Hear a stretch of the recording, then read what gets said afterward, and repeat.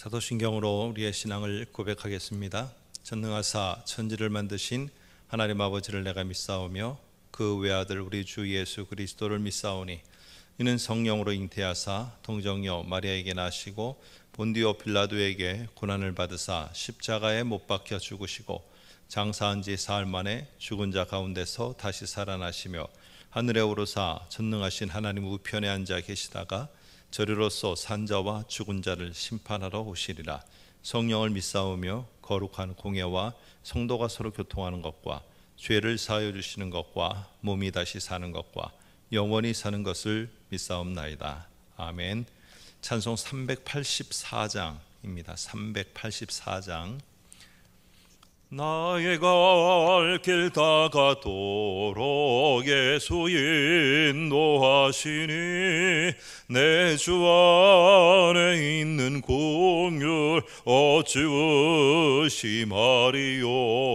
믿음으로 사는 자는 하늘 위로 받겠네. 무슨 일을 만나든지 만사용통하리라.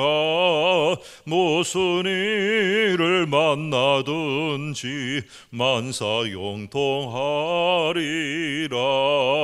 나의 갈 길 다가도록 예수 인도하시니 어려운 일 당한 때도 족한 은혜 주시네. 나는 심히 고단하고 영혼 매우 가라나 나의 앞에 반석에서 샘물 나게 하시네. 나의 앞에 반석에서 샘물 나게 하시네. 나의 갈 길 다가도록 예수 인도하시리. 그의 사랑 어찌 큰지 말로 할 수 없도다.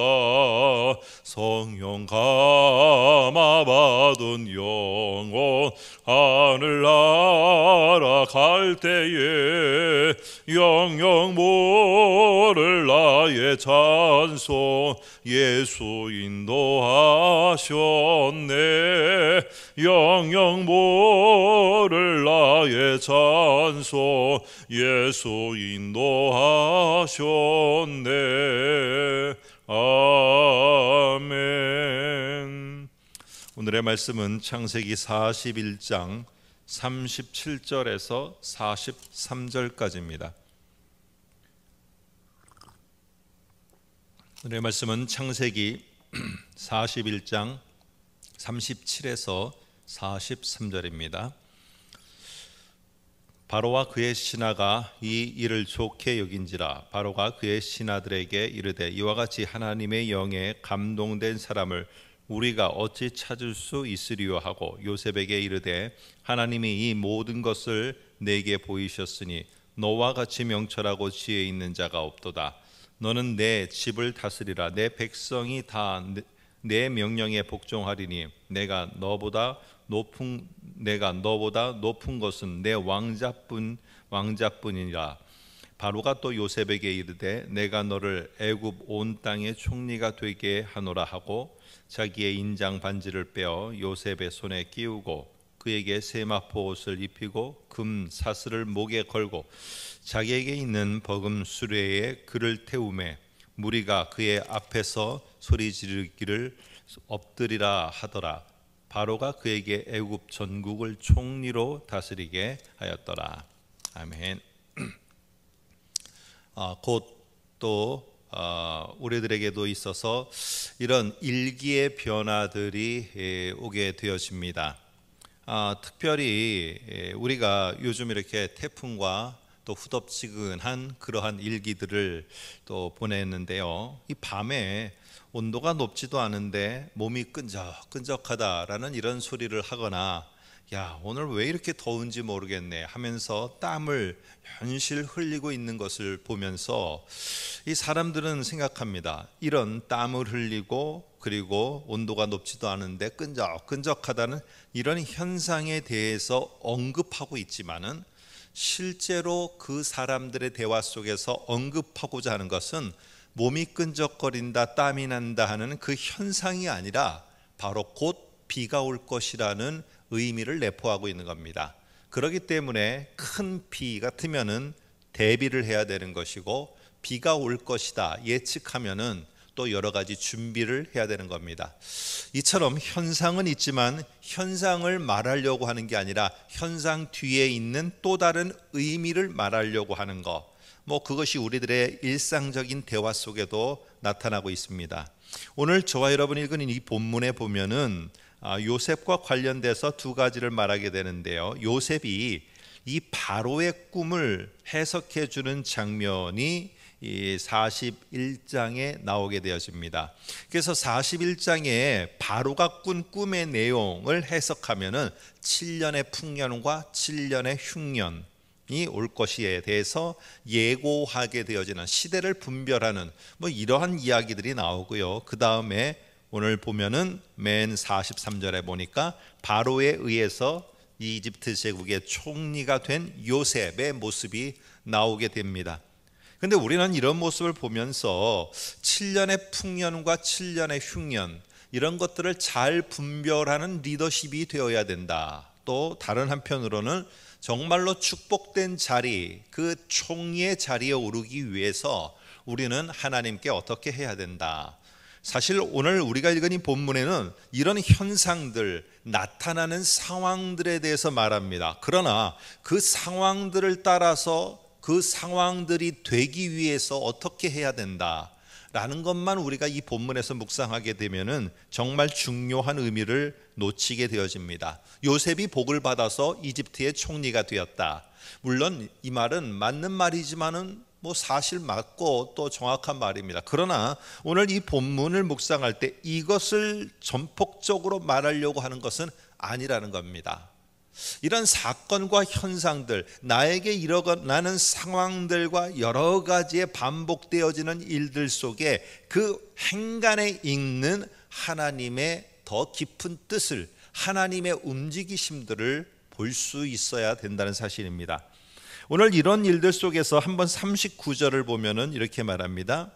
요셉에게 이르되 하나님이 이 모든 것을 네게 보이셨으니 하면서 오늘 바로의 입을 통해서 하는 말이 무엇이냐, 이 모든 상황과 모든 일들의 행간에 움직이는 것은 바로 하나님이시다라는 하나님의 강조점을 둔다는 사실입니다.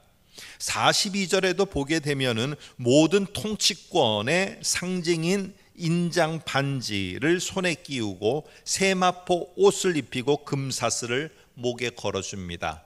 그러나 여기에 보면은 세마포 옷도 사실은 우리가 또 지난주에 살펴본 것처럼 그 요셉이 채색 옷을 입고 그리고는 이 통치자의 그 자리에 서게 될 하나님의 계획, 하나님의 약속, 하나님의 시작하심이 실제로 하나님에 의해서 이 바로를 들어 쓰심을 통하여 이루어지고 성취됨을 나타내고 있는 것입니다. 그러니까 결국에 이런 사건의 흐름 속에 움직이고 있는 것은 누구시냐? 바로 하나님이라는 거예요.